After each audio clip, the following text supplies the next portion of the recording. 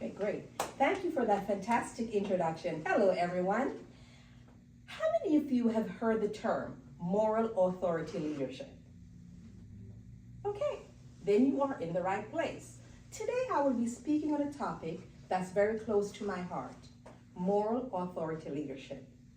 Now, what is that? Positional leadership is the lowest level of leadership because it's one that you get because you were promoted to a position and because you have a title. Now, a moral authority leader is one who has earned that title as a recognition from the people he or she leads. Thus, moral authority leader. So today I'm going to unpack the attributes of a moral authority leader. And they are consistency, empathy, resilience, transparency, and courage. Let's talk about consistency. A moral authority leader treats everyone equally. He does not choose favorites. And when he starts a project, he sees it to the end. He doesn't start and stop in the middle of a challenge when it gets difficult and then start something else that may be easier. He follows through. Next, he's empathetic. He steps into the place of others. I recall several years ago, I had an employee who was a high performer and she produces at a very high level. But I noticed a shift in her productivity. And so what I did, I called a meeting to inquire what's going on. I noticed a shift in your productivity. And she explained to me that her mother was diagnosed with a terminal illness. And she was here physically, but she was very distracted. And her mother lives out of state, so she could not participate in the care of her mother.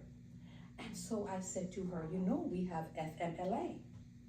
You can take advantage of that so that you have some flexibility to take time off to help your siblings care for your mom.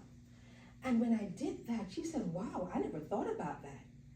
And just having that information, having someone to show her empathy, she gradually shifted and returned to that bubbly person.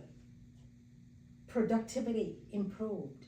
Her performance improved because she was at peace, knowing that if she got a call that mom got sick, mom's condition got worse, she could take time off without worrying about her job. Next, a moral authority leader is transparent. They communicate with transparency. They don't hold information back. I had this client who shared with me that one Monday morning she went to work and none of her photographs were on her desk. There was a box with her personal items sitting on her desk. And so she went into her manager and she said, what's going on? And she said, well, you know, I think you would be a better fit on that team. So I'm transferring you to that team. That was Monday morning. Would it be better or well received if she had called the employee in a week or two before and said, you know, you're doing so great and I think you'll be a better fit on that team that needs your service, that needs your competency? She didn't do that. She just, on the day off, she transferred her without any notice. That's not transparency. That's information you knew before Monday morning. So when an employee receives that type of treatment, how does that employee feel? I would say undervalued. Communicate with transparency. Another thing, a moral authority leader has courage. Now, many of us shrink back because we don't want to speak up or take a stand for what's right. Because it's unpopular to voice your opinion. against certain things, so you don't say anything because you lack courage. But a moral authority leader understands that there are times when you have to have that difficult conversation and communicate.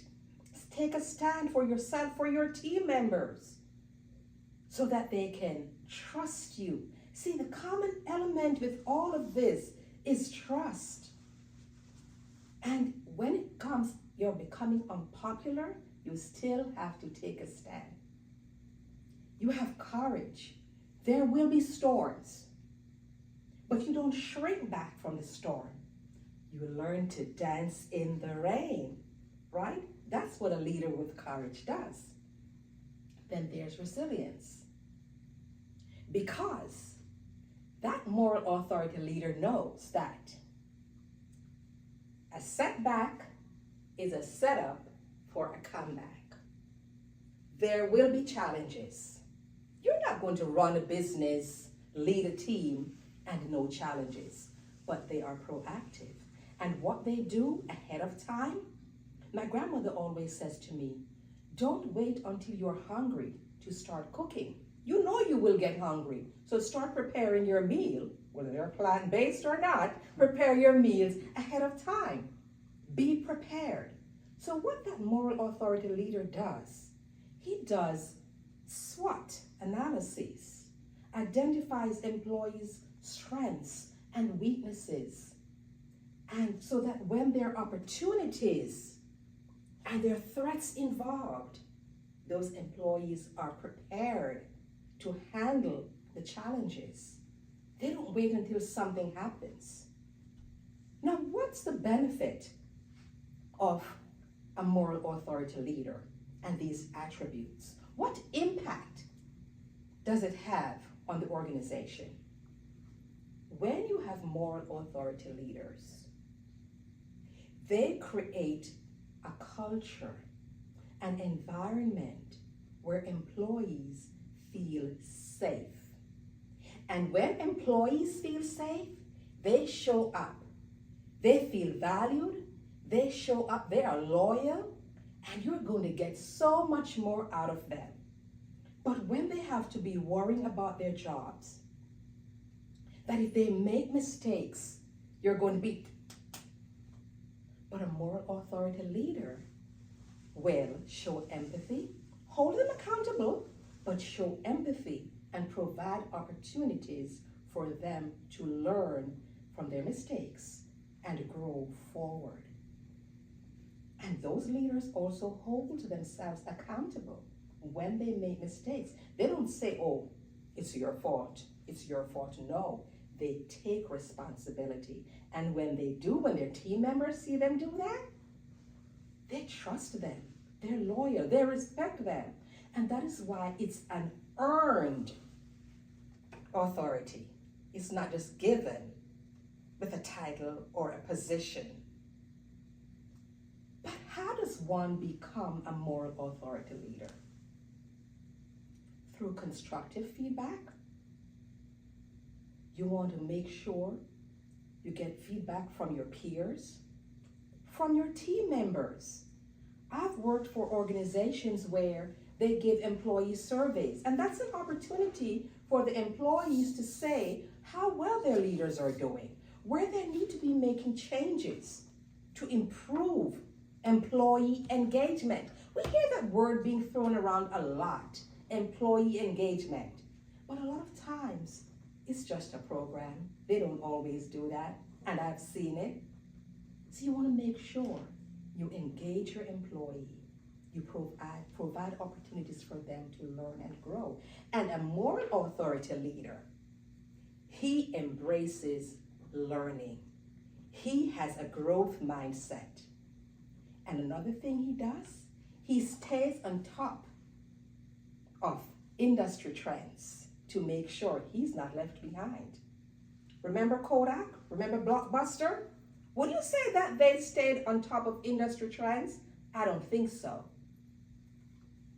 Embrace things like AI. I've heard many people in leadership says, oh, AI is this. And oh, if you don't embrace AI, let me say this loud and clear for those in the back. I will repeat it. You will be left behind. You will be worse than Blockbuster. So, to sum this up, a moral authority leader shows empathy. He is consistent. He's competent. He's resilient. And he's transparent.